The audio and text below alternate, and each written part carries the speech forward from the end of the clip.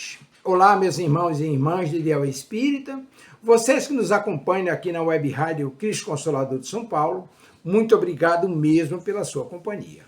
A nossa página Estação da Luz Espírita não tem fins lucrativos. O objetivo é a divulgação da doutrina espírita, e é por isso que reunimos aqui esse acervo de matérias espíritas, os livros da codificação, obras suplementares, entrevistas, palestras e outros trabalhos.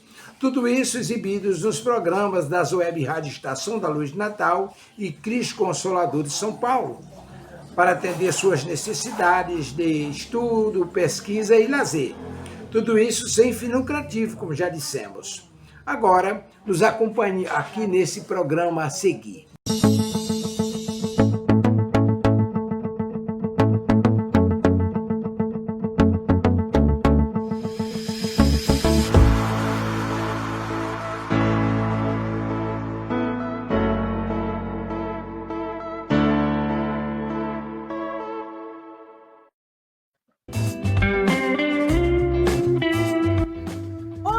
Você gostaria de fazer parte do Clube do Livro Espírita Amélie Poder? O clube é administrado pela Casa Espírita Servidores da Associação Amélie Poder de Estudo e Divulgação da Doutrina Espírita. Através de uma assinatura mensal de apenas R$ 35, você receberá em casa um livro espírita sem nenhum custo adicional de frete. Como sócio do clube, você estará ajudando na manutenção de nossa casa e também na divulgação da doutrina espírita. Para mais informações, mande mensagem de texto para o WhatsApp 21 99447 9666, Rio de Janeiro, e nós responderemos de imediato. O valor pago pelo livro é sempre muito mais barato do que o valor encontrado nas livrarias. Você vai adorar fazer parte do Clube do Livro Espírita Amélie Poder.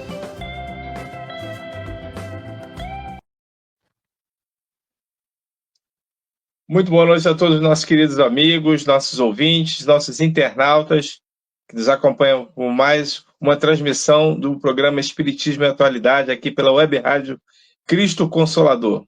Eu, Cosme de Olinda, aqui ao meu lado, minha amiga companheira Silvia Almeida. Boa noite, Silvia, como vai? Tudo bem? Boa noite, Cosme. Tudo ótimo, graças a Deus. E você, como é que está? Tudo bem, graças a Deus. Mais uma semana aqui, se Deus quiser. Exatamente, né? Mais um dia de trabalho, mais um domingo estudando a doutrina espírita, né? O que é muito, muito bom. Bom, vamos começar. Quem já está aqui conosco, né, nos bastidores, nossa querida Eronides, boa noite, Silvio Cosme, boa noite a todos. Boa noite, Ero. Nossa querida Maria de Fátima Enes, boa noite, Silvio Cosme, boa noite a todos, boa noite, Fátima, tudo bom? Boa noite, Fátima. Muito bem, né? A gente vai cumprimentando conforme o pessoal for aparecendo. Bom, como a gente sempre faz, né, aqui na nossa Web Rádio Cristo Consolador, que é uma web rádio totalmente espírita, antes de iniciarmos os nossos programas, nós oramos, pedindo aos queridos amigos espirituais que nos auxiliem na realização de mais um trabalho. Sendo assim, eu vou pedir aqui ao meu querido amigo Cosme que faça por nós a prece de abertura da noite de hoje. Cosme, meu amigo, por favor.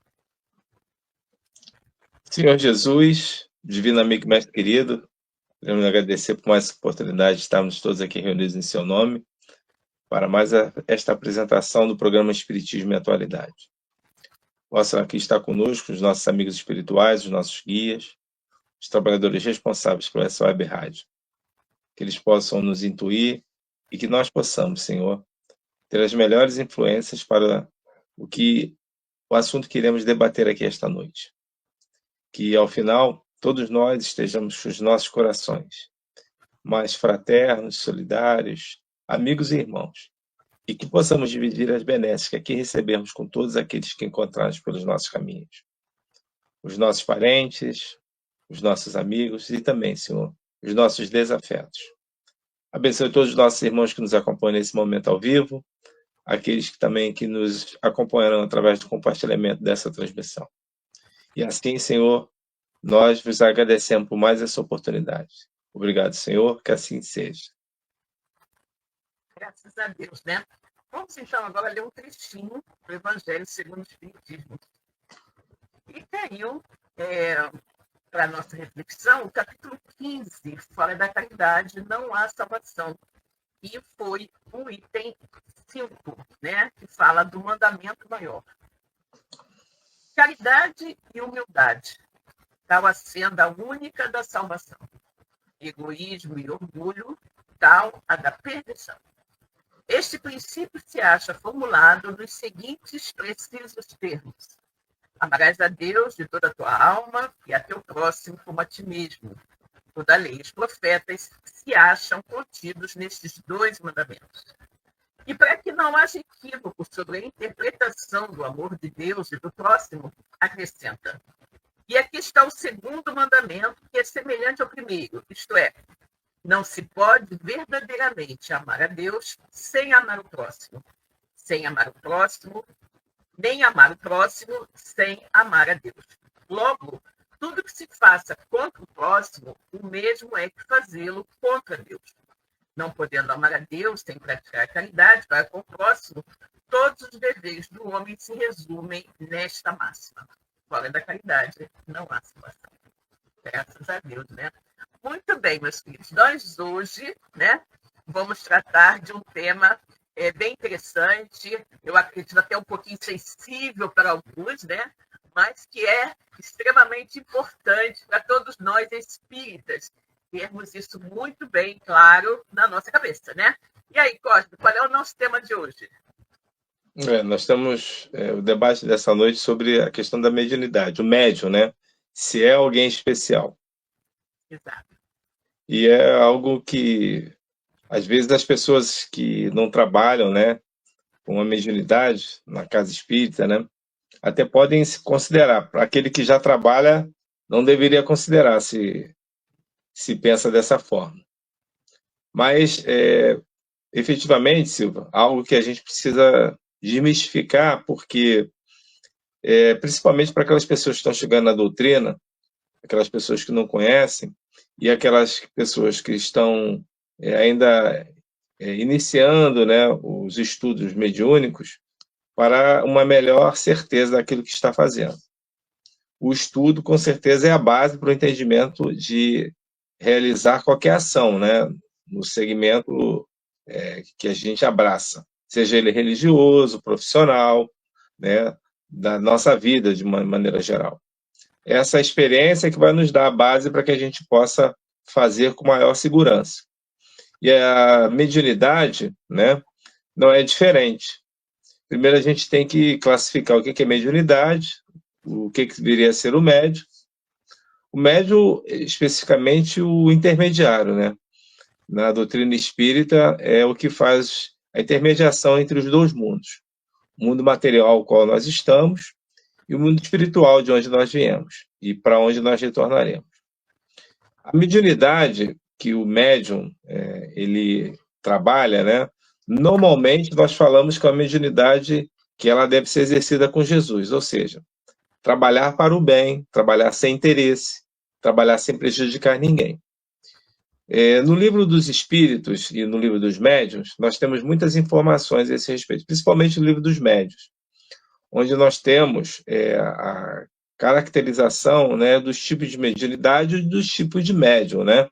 Kardec faz uma belíssima separação, né, dos tipos de médium. Ele faz uma classificação que é bem utilizada até os dias atuais e faz a separação com relação à questão das várias mediunidades.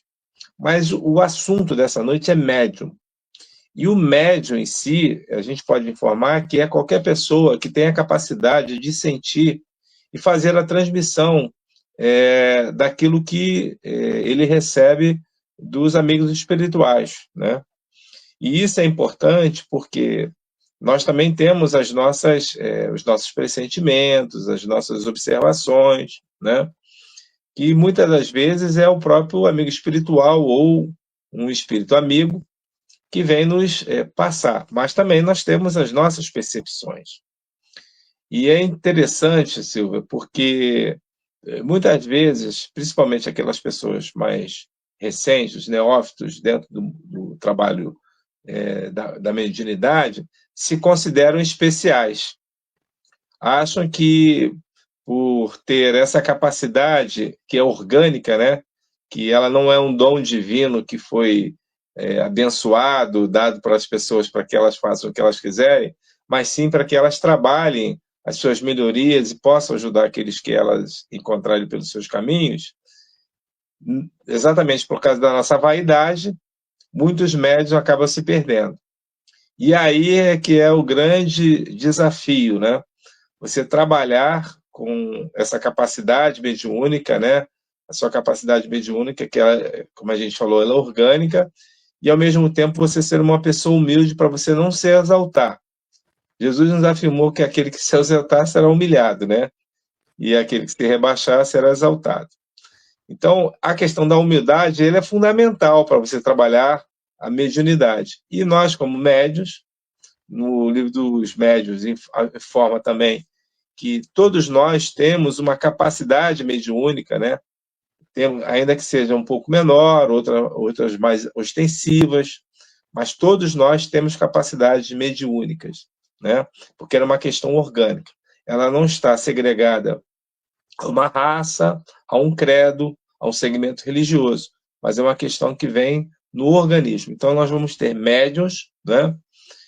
Nos diversos segmentos religiosos ou não, e dentro daquelas pessoas também que não são nem religiosos, poderíamos dizer os agnósticos, os gnósticos, os ateus, essas pessoas que são capacidades orgânicas e que elas trazem em si e que muitas vezes podem até prejudicar se elas não souberem tratar isso com a devida correção. Então, eu acho que o tema de hoje é para que a gente possa discutir um pouco sobre essa situação do médium, quem é esse médium e o que ele executa dentro da doutrina espírita. Exatamente. Vamos, antes de eu conseguir aqui, cumprimentar a nossa querida Ana Matheus, aqui, Seara Espírita. Boa noite, querida Escola Visível. Boa noite a todos. Boa noite, Boa noite. Exatamente. Então, bom, vou seguindo aqui no nosso raciocínio, né? Como o Cosme falou, a mediunidade é uma coisa orgânica, está lá, né? Kardec nos afirma isso, é uma coisa orgânica. Todos nós temos mediunidade, num grau, né, menor ou maior. É o que a gente chama de uma mediunidade estuante, né? Aquela pessoa que realmente tem uma mediunidade muito forte, que ela tem capacidade, muitas vezes, de ver os espíritos de olho aberto, confunde espírito com pessoa encarnada, aquela coisa assim. E nós temos que lembrar o seguinte, como é orgânico, eu bem disse, todo mundo tem, né? Da mesma forma, todo mundo é capaz de cantar, né? Mas nem todo mundo canta como Pavarotti. Então, nessa questão da mediunidade, é isso, né? Alguns têm isso no nível maior, né? E tem a maior facilidade de se comunicar com o mundo invisível, né? O mundo dos espíritos, maior capacidade de estabelecer essa ponte de ligação entre o mundo espiritual e o mundo material. Então, essas pessoas externam realmente essa capacidade, muitas vezes através de livros, de mensagens psicofônicas e várias outras coisas, né? O que nós temos que levar em consideração também é que essas pessoas, mesmo estas pessoas que têm essa mediunidade assim muito marcante, não significa que seja porque estas pessoas têm um padrão moral elevado. Uma coisa não tem absolutamente nada que ver com a outra, né? Não tem absolutamente nada que ver com a outra. Então, o médium, ele não tem necessariamente que ser uma pessoa, no caso, né, para ter mediunidade, o ser humano, vamos dizer assim, o ser humano não precisa especificamente ser uma pessoa religiosa, não precisa ser uma pessoa de moral ilibada, nada disso. Você encontra pessoas, às vezes, com sérios problemas de moralidade e que têm mediunidade muito forte, muito grande, né? Então, nós vamos agora cair num outro ponto, que é para que normalmente, né, que essa pessoa, alguém iria perguntar, mas por que uma pessoa que não tem uma boa moral recebe mediunidade? Gente, isso aí é outra história com a questão dos médios, né? O médium, todos os médios, né, são espíritos extremamente endividados com a lei de Deus, né? Espíritos que cometeram muitos erros nas suas vidas pretéritas. E algumas vezes até nessa também, né? E Deus, na sua infinita misericórdia, oferece àqueles espíritos extremamente endividados a possibilidade, né, de saldarem as suas dívidas com a lei mais rapidamente, trabalhando mediunicamente, né? Obviamente que se trabalharem, como o Cosme falou, mediunicamente, a mediunidade com Jesus, né? A mediunidade desinteressada, né? Não cobrar por nada que receba mediunicamente. E nisso nós incluímos os livros, né? Porque Jesus falou, né? Dai de graça o que de graça recebeste, né? Então, você tem um médium, psicógrafo, né? Que recebe um livro psicografado e que se aproveita daquele livro como meio de vida, né, para aferir recursos financeiros para si, isso aí não é bom, porque não é assim que deve ser. Nós temos um grande exemplo do Chico, que escreveu mais de 400 obras e não recebeu um tostão por nenhuma delas. Doou tudo. Então, o médium consciente, o médium que exercita a sua mediunidade com Jesus, ele jamais vai receber qualquer dinheiro pelos livros que ele psicografa, pelas vidências que vem a ter, né? Pelas mensagens, as cartas consoladoras que, porventura, ele venha a receber de espíritos entes queridos desencarnados de alguém. Então, isso assim, o médium, o bom médium, Kardec diz, não é aquele, né? Não é aquele que tem muitas mediunidades, mas é aquele que atrai os bons espíritos para, através deles, se comunicarem, né? Então, é essa história. É essa história. Nós temos que pensar nisso. E nós temos que ser muito críticos também, tá? Com o comportamento dos médiuns, sobretudo desses que são assim, muito famosos, que acabam se tornando muito famosos. Então, observemos bem. Ele cobra para fazer palestra, ele cobra pelos livros, né? Ele fica com o dinheiro dos livros, não é? Então, quando ele diz que recebe cartas, ele cobra alguma coisa para receber a carta de alguém. O Chico sempre dizia, né? O telefone toca de lá para cá e não daqui para lá, né? Sim. Então, a gente tem que ter muito cuidado com isso, ser muito curioso e colocar muito da nossa cabeça. Médium não é ninguém especial, né? Médium é um espírito endividado como nós e muitas vezes até mais, né? Porque recebeu essa oportunidade de melhoria, né? De saldar a sua dívida, o seu cheque especial, vamos dizer assim, mais rapidamente, né? É isso aí, Silvia. E a gente também pode complementar essas informações afirmando que a predisposição mediúnica ela independe de sexo, de idade, né? E de caráter da pessoa. Pode ter um médium que não seja um bom caráter. E é exatamente como você falou agora há pouco. A condição moral dele não é a condição melhor, mas, no entanto, ele tem uma predisposição orgânica favorável à comunicação mediúnica.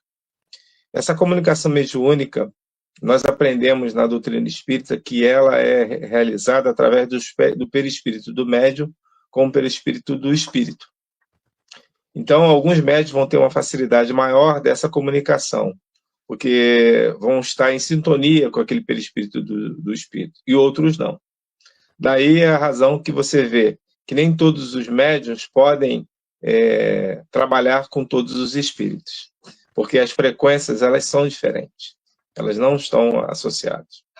Alguns médiuns também podem trabalhar com a mediunidade sem uma manifestação física, apenas com comunicação telepática, por informações que recebe, e que também não deixa de ser uma comunicação.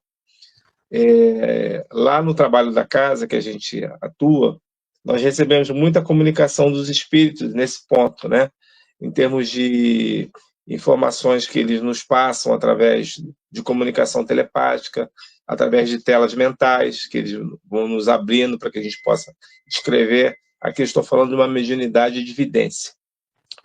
Então, isso é bem destacado e o espírito está passando para nós essas informações. Então, veja que é uma variedade muito grande, né, de trabalhos e situações que podem ocorrer nesse intercâmbio e que a gente precisa estudar para que a gente possa conhecer exatamente o que a gente está mexendo. porque é muito comum pessoas que não gostam, né, de ler uma obra mediúnica, principalmente a obra do André Luiz, né, que tem muitas informações a respeito de como os médiuns devem se portar no dia do trabalho, o que eles podem fazer, como eles devem se predispor organicamente, e até de uma forma moral, para que os amigos espirituais possam atuar junto com eles, trabalhando o que eles têm de melhor. Mas a boa vontade ela é fator primordial para que isso aconteça. Eu falo isso especificamente para todos aqui, porque quando você chega no trabalho e que você está com vontade de ajudar, você é muito ajudado pela espiritualidade. Eu digo isso porque, normalmente, nos trabalhos eu entro faltando 10, 15 minutos e eu tenho um papel que é um papel importante no sentido de verificar a ambiência do local, verificar se está todo mundo bem, de uma forma que esteja preparado para o início do trabalho. Verificar depois se há a presença de algum amigo para poder fazer.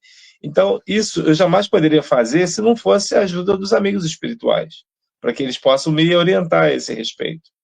Porque você entra num local, faltando 10, 15 minutos, é pouco tempo para você poder pensar esse monte de coisa que está acontecendo.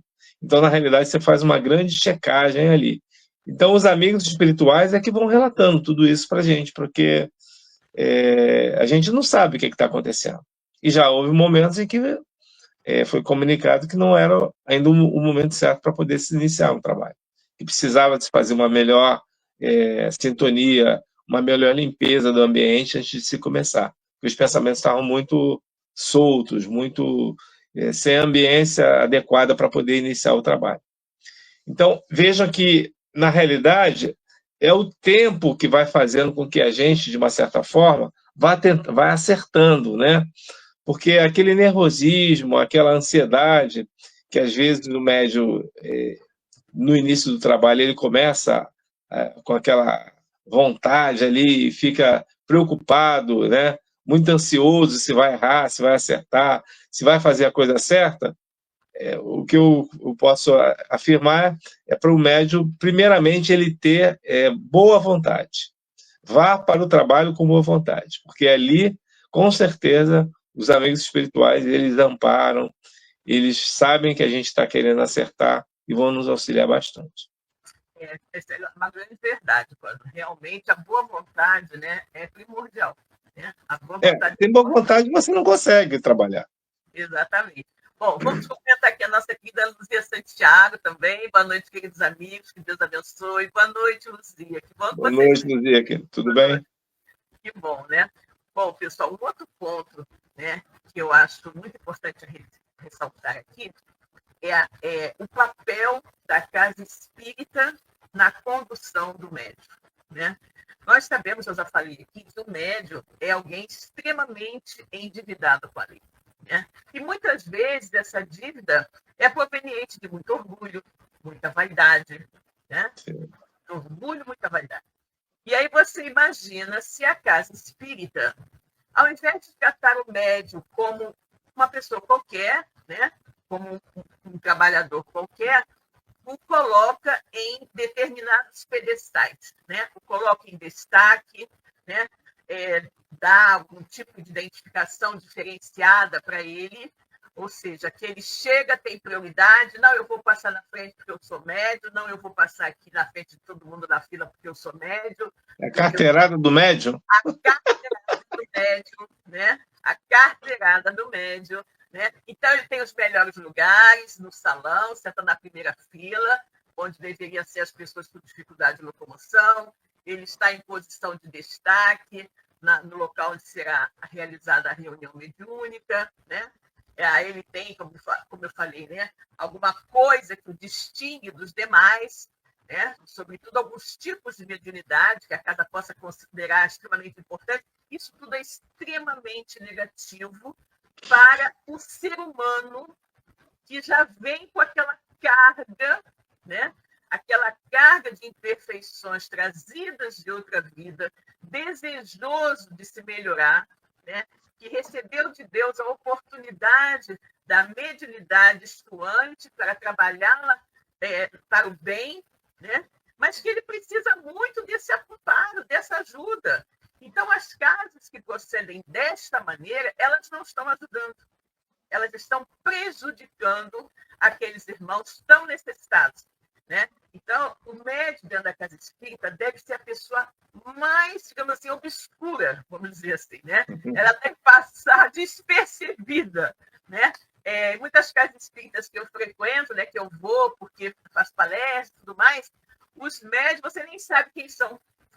Quando termina a palestra, aí o dirigente pede que os médios, né, se dirijam à sala onde serão dados os passes, né? E aí começa a levantar no meio das pessoas, levantam aqui, levantam outro ali, né? No meio da plateia e vão se encaminhando para a sala de passe. Ou então ficam na última fileira, né? Na última fileira do salão. É isso mesmo.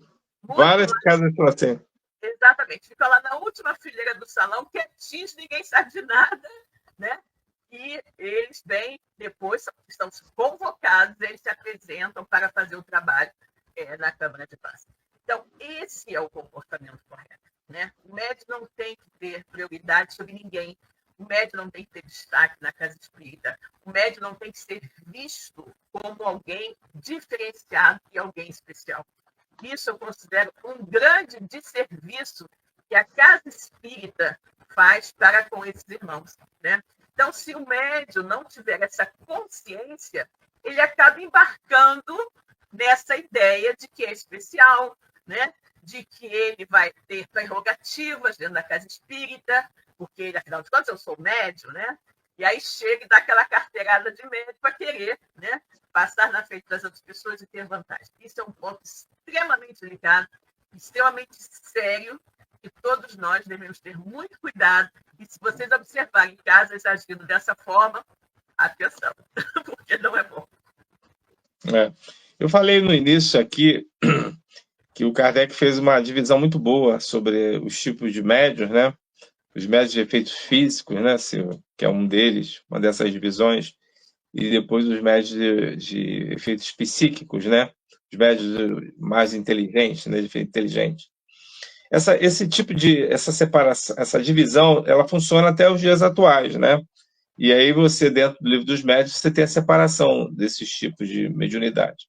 A doutrina espírita, ela aparece, o Kardec investigando, através dos efeitos físicos, né, dos REPs, né? E isso foi um marco para que chamasse a atenção das pessoas e, de fato, a própria atenção do codificador, Allan Kardec, que era um pedagogo francês, espírita, com conhecimento pedagógico, né? Tradutor, um homem de grande conhecimento, que tinha livros publicados pelo Ministério da Educação da França, e ele foi investigar que participava, né, de uma sociedade, aquela sociedade do sonambulismo, né, daqueles que participavam ali da questão desses transes sonambúlicos. Ele, inclusive, tem uma passagem que ele fica curado, né, por uma médium sonambúlica, né, e ele participava dessa sociedade. E depois ele veio a abraçar a investigação e se sai muito bem, ajudado pelos amigos espirituais, para poder a gente ter essa codificação que nós temos hoje. O detalhe é que a gente sempre fica pensando, Silvia, como é que o Kardec encontrou tanta gente para poder ajudar ele a codificar médios, né? Digo, gente médios, para poder ajudar ele na codificação espírita. E a gente informa porque a gente pensa, né? A gente raciocina. Não surge tudo a partir dele, mas ele tem um papel fundamental porque ele vai elaborar essa codificação que nós temos. E do ponto de vista das informações a respeito desse mundo espiritual que se tinha, é o melhor detalhamento disso tudo. E vejam, Silvia, que na realidade a codificação espírita, ela aborda sobre o mundo espiritual, ela fala sobre essa vida no plano superior, né, que é o plano do espaço, mas a vida em si a gente só vai perceber nas obras do André Luiz. sobre que se casa, que se come, que se vive junto. Se a gente buscar dentro da codificação, isso não existe. Então, veja como é importante as obras complementares à codificação. Os amigos aqui que estão nos acompanhando sabem o que a gente está comentando. A gente não vê isso dentro da codificação.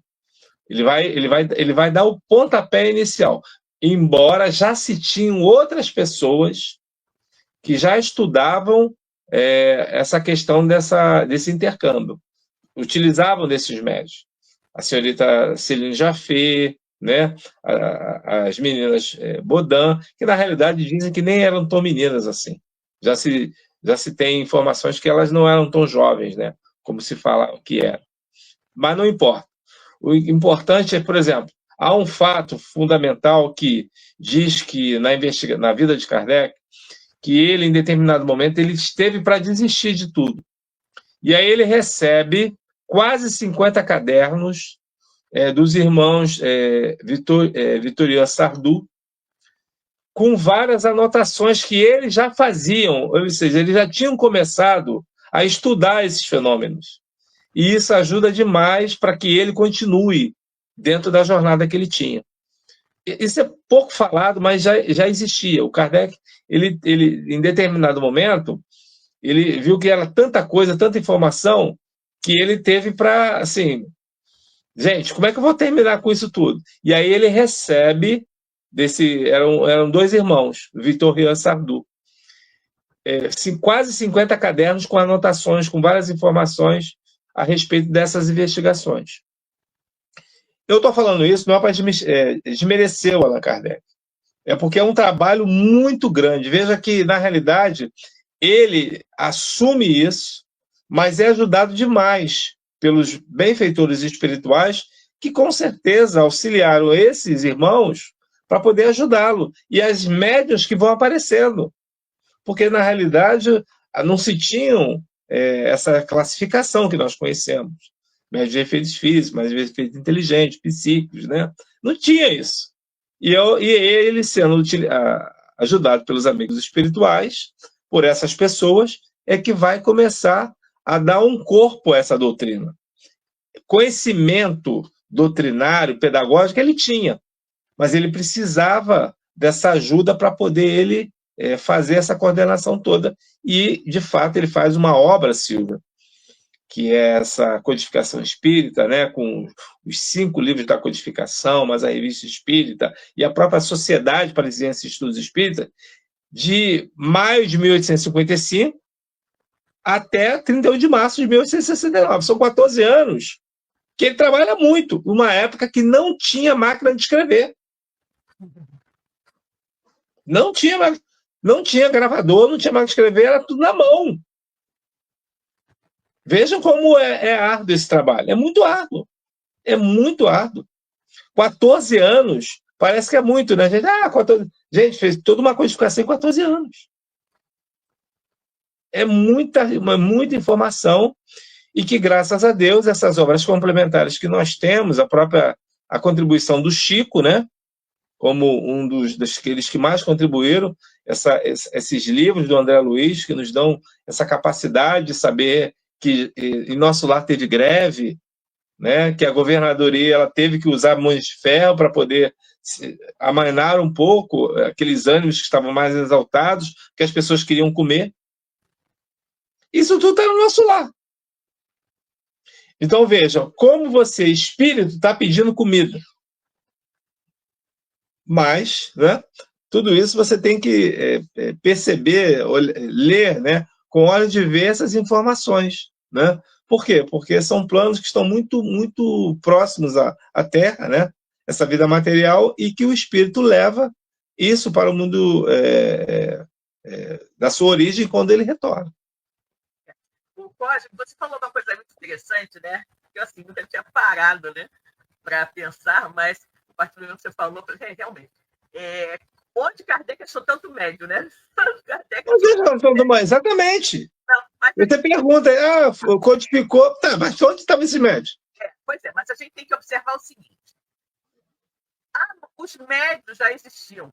Né? Já existiam. A maioria eram médios de efeitos físicos, E era graças a presença desses médios nos salões, onde as mesas girantes eram a diversão, né, que a coisa acontecia. Obviamente, você tinha ali médios de efeitos físicos. Mas, sim, com certeza. quando Kardec foi chamar a atenção de Kardec para essas mesas, da primeira vez, ele não ligou. Ele achou que era questão de magnetismo, força do pensamento, aquela coisa toda, e por isso as mesas se mexiam. Mas aí, um pouco depois disso, um amigo dele, não sei se foi o senhor Carlucci, ele vem e fala para ele que as mesas agora respondiam perguntas, né? Aí ele falou, ué, como é que pode? Né? Responder de forma inteligente a perguntas inteligentes, aquela coisa. Aí ele se interessou em ver o que realmente acontecia ali. E, obviamente, que nesse grupo já formado, né, era um grupo já formado, existiam os médios que possibilitavam a esse trabalho. Né? Então, dali, Kardec começou a observar, né? Começou a observar como a coisa acontecia, e, obviamente, você vai identificando, é igual a uma reunião mediúnica. Quando você inicia um grupo mediúnico, você não sabe quem será psicofônico, você não sabe quem vai ser aquele que vai dialogar com o espírito, você não sabe nada. As coisas vão acontecendo naturalmente. Então, Kardec, com aquele olhar, né, de observador, ele identificou quem eram as pessoas específicas ali, através de quem vinham, através de quem a coisa acontecia. E depois, posteriormente, com a questão da cestinha, né? Onde eles colocavam a mão na cestinha, a cestinha escrevia, até que alguém... Cesta de bico, né? Exatamente. Não precisa da cestinha, pega no lápis diretamente. Aí ele identificou, obviamente, quem fazia as coisas, né? Mas, obviamente, que os médios existiam. Em todo momento, né, os médios existiam. Quando as médias começaram a se mexer, elas se mexeram porque existiam muitos médios de efeitos físicos. Isso é interessante, quando você comentou também a questão do Chico, né, com a questão dos efeitos físicos e tal. Quando o Chico trabalhou em algumas sessões onde houve efeito físico, muito pouco. E Emmanuel virou para ele e falou assim, não é preciso isso. Seu trabalho não é esse. Seu trabalho é com os livros. Por quê? Porque tudo tem seu tempo. Né? Tudo tem seu tempo. No início, era essencial que os espíritos chamassem a atenção das pessoas com esses fatos inusitados. Com barulhos, com mesas se mexendo para lá e para cá, né? Com, às vezes, materialização de coisas, com objetos se movendo. Né? Mas, depois que o espiritismo, de uma certa forma, já estava consolidado, a doutrina já estava codificada, o que Chico precisava fazer, né, era trazer mais informações sobre o plano espiritual. Então, Chico, usar a sua mediunidade numa reunião mediúnica de efeitos físicos, por exemplo, não era o objetivo. Tanto que Emmanuel falou para ele, disse que ele não fizesse mais aquilo. Né? E Emmanuel proibiu que ele trabalhasse em efeitos físicos. Por quê? O objetivo do Chico eram os livros. Né? A missão de Chico como médium, embora ele tivesse muitas mediunidades, talvez todas, né, era usar basicamente a mediunidade da psicografia e trazer para a gente, como ele fez, graças a Deus, né, todas essas revelações maravilhosas por intermédio de um número imenso de espíritos. Né? Logo, o primeiro livro dele, Parnaso do Além-Túmulo, são mais de 60, né, poetas brasileiros e portugueses, cada um com seu estilo específico, que traz ali aquela mensagem naquele livro. Né? Uma prova em contexto que era uma coisa vinda daquelas pessoas realmente que estavam desprovidas do corpo de carne. Porque Chico, com a escolaridade que ele tinha, mesmo que ele fosse um catedrático, seria muito difícil que ele conseguisse reproduzir, né, poemas inéditos de tantos poetas, né, brasileiros e portugueses com estilos tão diferenciados. Né? Ele precisaria conhecer muito de cada um para escrever uma coisa inédita, uma obra inédita daquelas pessoas, né, no seu estilo, porque os críticos literários reconheceram, né, que todas aquelas poesias, aqueles poemas que Chico psicografou tinham exatamente o estilo dos seus autores, né, dos seus, digamos assim, alegados autores. Então, realmente foi uma coisa fantástica. Eu diria que foi um golpe de mestre de Emmanuel ao trazer o primeiro livro do Chico, Parnaso do Além-Túmulo, né? Eu estou aqui recordando porque você falou no seu Carlotti, né? E eram amigos lá da Sociedade Parisiense do Estudo do Magnetismo, né? Que ele frequentava. E depois ele começou a frequentar, depois das reuniões da casa da família Baudin, né? Das meninas Julie e Caroline, que eram as médiuns, né? No filme Allan Kardec do Wagner aparece bem isso. Mas depois ele vai para a casa da senhorita Pleine Maison. Na Pleine Maison ele tem um trabalho bem a miúde, porque lá é que vai ser revelado quem ele foi, né? O Zéfiro vai aparecer, vai comentar que ele foi um sacerdote druida, aquela coisa toda. Agora, é isso que que eu comecei a falar. Então, na realidade, já tinha gente que já estava preocupada, grupo de estudando isso. Exatamente. A doutrina espírita ela não surge, ela é codificada por Allan Kardec, mas já tinham pessoas interessadas que já faziam grupos de estudo para poder entendê-la. Isso é interessante. A questão do Chico, eu vejo o seguinte: o Chico, de fato, foi a maior antena, né, mediúnica que nós tivemos conhecimento, né? O Chico foi sensacional. Mas também porque ele queria, né? Ele sempre foi uma pessoa muito dedicada, teve mais de 70 anos, acho que foram 75 anos, né? O Chico, ele começa a trabalhar em 1919, com 17 anos, né? Ele nasce em 1902, em abril de 1902. 1910, não? 1910. Ele começa a trabalhar, nasce em 1910. Eu acho que E ele começa em 21, Cosme. 27. Não, com 27. Ele trabalha em 27, porque com 17 anos é que ele conhece a doutrina espírita, por causa do caso da irmã Maria da Conceição, a Tiquinha. E aí o casal Perácio vai até a casa dele e é lá que eles vão conseguir apresentar o Livro dos Espíritos e o Evangelho segundo o Espiritismo para a família. E o Chico e o José abraçam e nunca mais largam a doutrina espírita. O Emmanuel aparece depois para o Chico, né? Somente 4 anos depois dele já estar trabalhando, né, mediunicamente. Só 4 anos depois ele aparece, mas não avisa quem ele é. Só informa sobre aquela frase célebre sobre a questão da disciplina e diz que um dia ele revelaria para o Chico quem ele é. Você imagina, 4 anos para o amigo espiritual aparecer. Na hora que ele se materializa, ele não diz quem é ele, só aparece daquela forma e pergunta se ele tem interesse em trabalhar na mediunidade. E dá um conselho muito importante para o Chico, que é a situação de que se um dia ele ensinasse qualquer coisa que fosse diferente dos ensinos de Jesus, né, e da orientação de Allan Kardec, ele se afastasse dele, porque ele estava completamente equivocado, errado.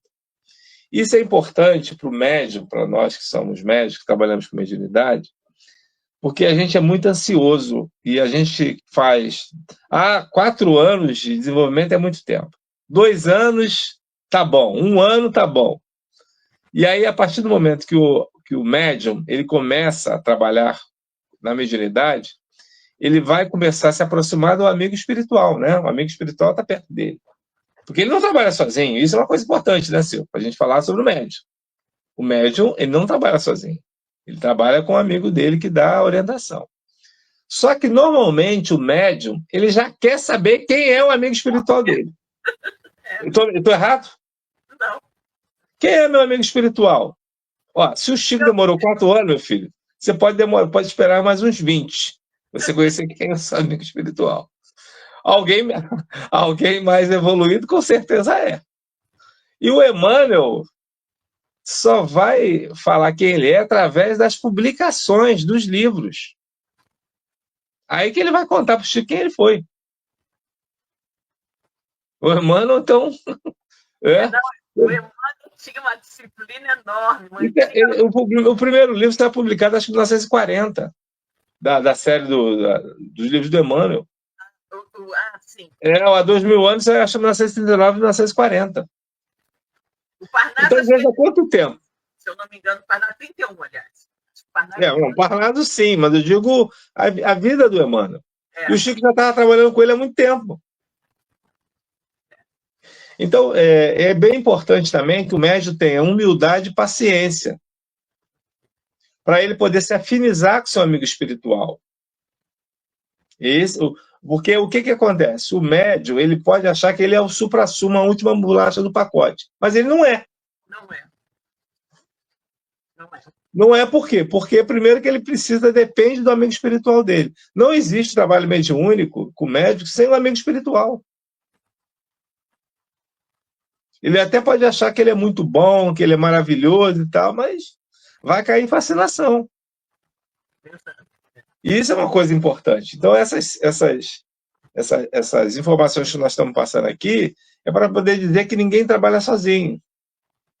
Nós temos um amigo espiritual que vela por nós e que está ao nosso lado, a gente poder iniciar o trabalho. Porque você sabe muito bem que a gente não trabalha sem amigo espiritual. Exatamente. E esse amigo espiritual que vai nos orientar dentro daquilo que a gente veio produzir aqui, como trabalho no bem, essa coisa toda. Isso tudo é muito interessante, né, Cosme? Conforme você vai desenvolvendo essa afinidade com o seu amigo espiritual, você percebe nitidamente, né, como ele te orienta. Né? Por exemplo, aquelas pessoas, por exemplo, no caso, que fazem palestras, né? Eu sinto muito a influência... Silvia, eu tenho quase 30 anos, 20 e poucos anos. Eu não conheço meu amigo espiritual. Eu sei que ele se manifesta, mas eu não sei quem é. Exatamente. Mas também nunca tive curiosidade em saber. Falo para você. Perguntar quem é, por quê, me faz bem. Exatamente. É muito interessante isso, né? Porque nós vemos também no filme do Divaldo, né?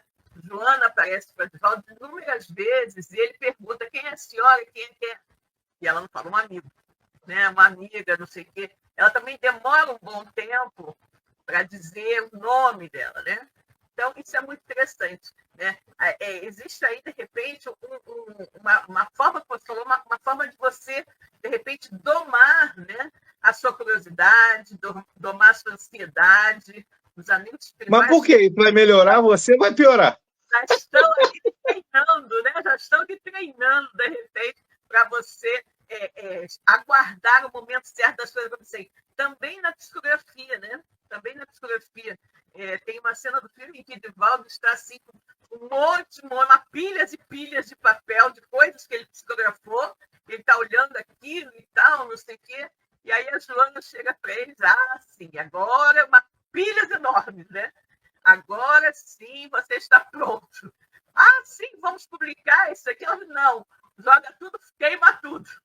Ou seja, tudo aquilo foi um treinamento, né? Então, a espiritualidade ela é muito meticulosa, né? É muito meticulosa nos trabalhos, ela não faz nada de qualquer maneira, né? E nós ouvimos muito, nós recebemos muitas mensagens nesse sentido, de que é necessário estabelecer, né, uma sintonia entre o espírito comunicante e o médium para que você consiga realmente receber as comunicações, né? Receber boas comunicações. Um livro, que é uma coisa mais complexa de você receber, de repente você entrar em afinidade para poder ser trazidos espíritos para uma comunicação, de repente uma carta consoladora que seja, né? Então é por isso que nós repetimos aqui, é extremamente importante que o médium seja dedicado, estudioso, né? Disciplinado, e busque cultivar a humildade, né? Porque não apenas em quem é médico, mas qualquer pessoa que não cultive a humildade, seja uma pessoa orgulhosa, arrogante, vai ser um problema muito sério, né? Vai ser um problema muito sério não apenas na sua vida mediúnica, mas na vida como um todo, né? E se você deseja exercer a mediunidade com Jesus, nós precisamos seguir esse exemplo que Jesus nos deu desde o nascimento, que é a humildade. Desde que Jesus chegou entre nós, né?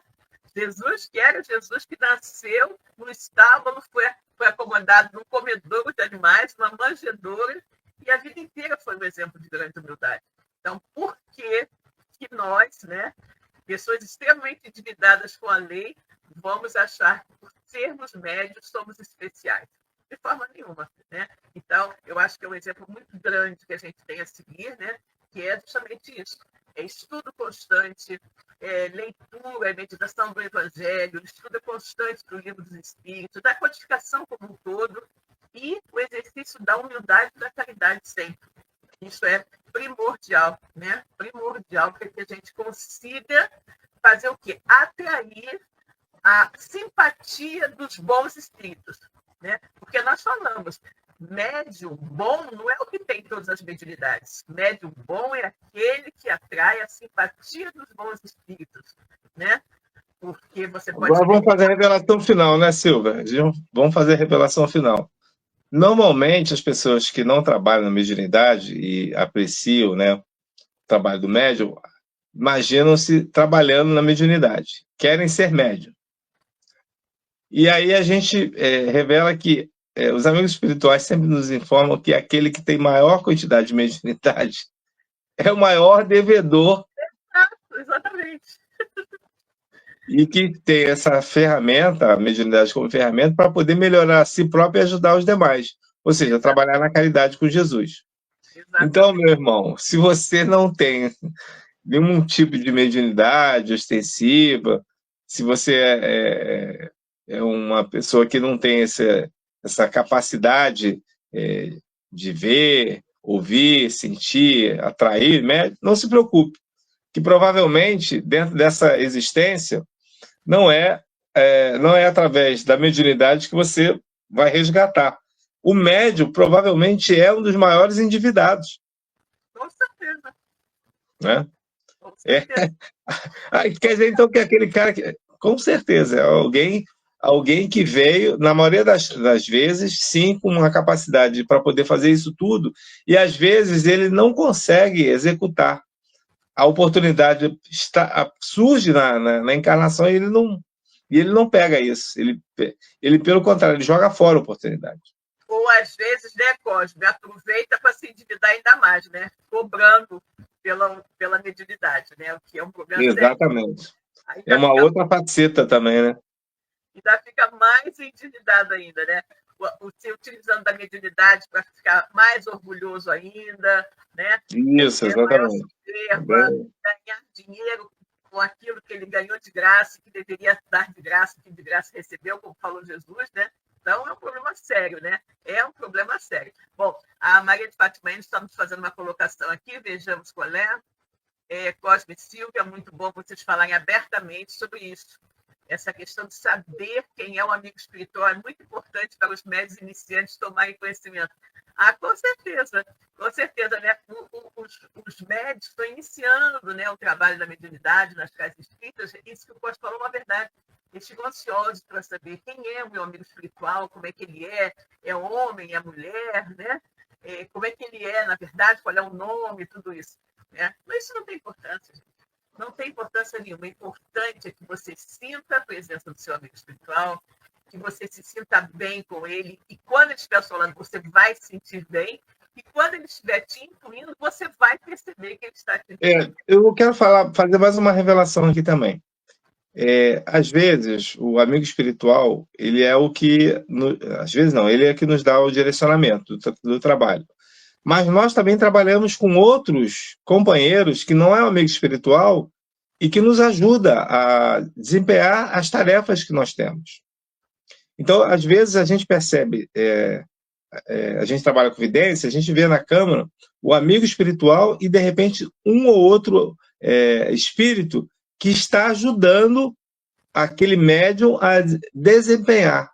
Então, não é algo raro você ter, além do amigo espiritual, um outro companheiro ali que está ajudando a fazer ao médium executar um tipo de tarefa que ele está exercendo ali.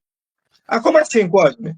É porque, na realidade, ninguém trabalha sozinho, então a gente se afiniza. Então, esses amigos ajudam, auxiliados pelo... O Chico trabalhou assim. O Emmanuel era o amigo espiritual do Chico. Mas quantas pessoas trabalharam com o Chico? André Luiz, Veneranda, quantas pessoas trabalharam com o Chico?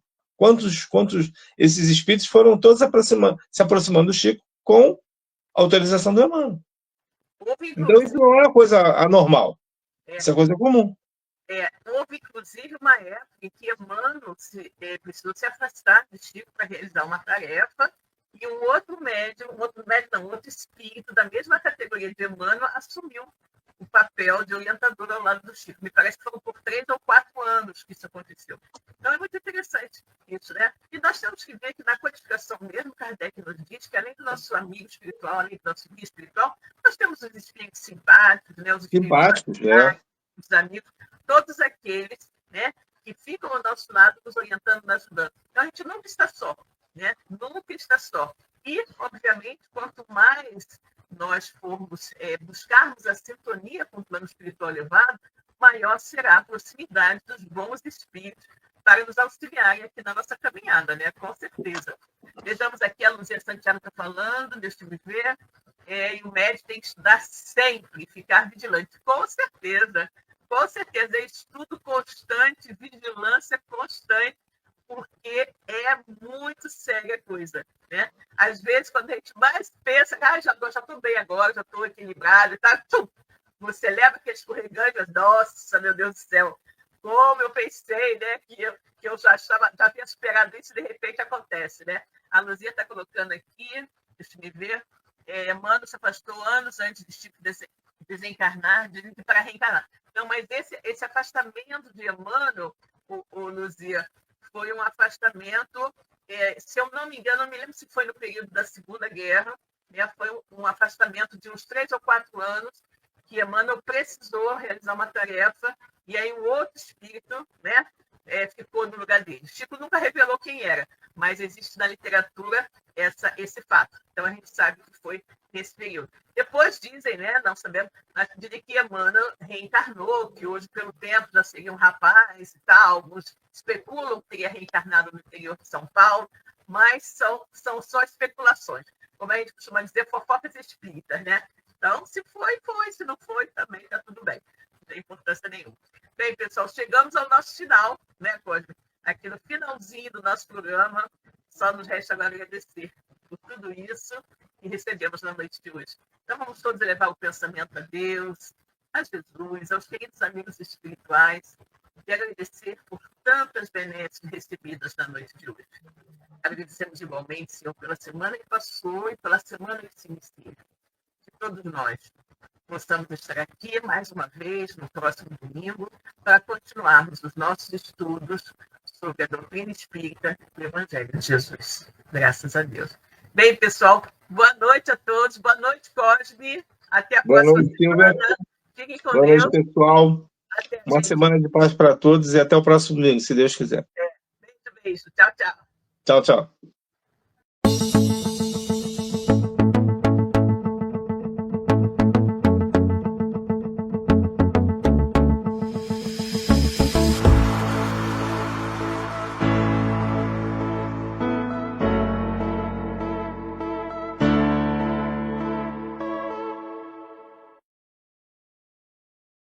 Chegamos ao final do nosso programa. Muito obrigado por ter nos acompanhado nesse trabalho e aguardo você na próxima atração.